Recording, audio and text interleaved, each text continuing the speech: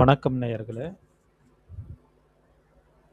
அ ஒருவருக்கு திருமணம் தாமதமா நடைபெற அல்லது திருமணமே கடைசி வரைக்கும் இல்லாம போவதற்கு, அவரோட ஜாதகத்துல சனியும், கேதுவும் ரொம்ப செவ்வாய பிடித்திருப்பார்கள்.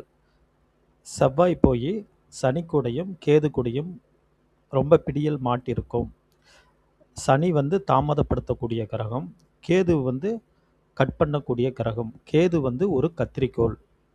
சனி ஒரு மந்தக்காரகன். ஸோ அவங்க 2 பேருமே சேர்ந்து செவ்வாயை பிடிக்கும் பொழுது கண்டிப்பாக செவ்வாயால் திருமணத்தை நடத்தி வைக்க முடியாது. மற்றபடி ராகு தோஷமோ கேது தோஷமோ இதெல்லாம் நம்ம பார்க்கவே தேவையில்ல.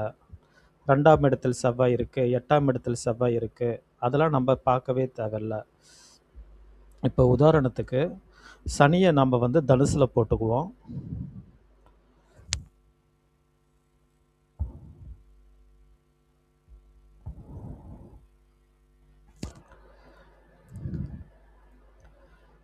சனி இங்கே இருக்கும்போது செவ்வாய் இந்த இடத்துல போட்டுக்குவோம். கேது மீனத்தில் போட்டுக்குவோம். இப்போ சனி தனுசில் இருக்குது. 3ஆம் பார்வையாக கும்ப வீட்டில் இருக்கிற செவ்வாயை பார்க்குது. கேது ரிவர்ஸில் கும்ப வீட்டை நோக்கி வருது.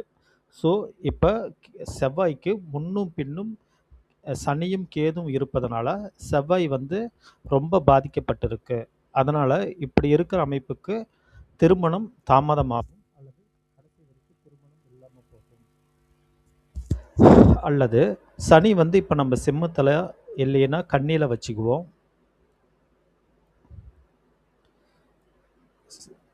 சிம்ம வீடு கன்னி வீடு வச்சுக்கிட்டோமா, இப்போ செவ்வாய் சனியை 7ஆம் பார்வையாக பார்க்குது.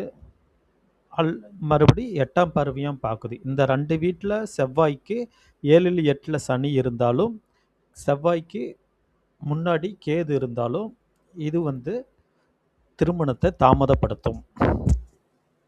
அல்லது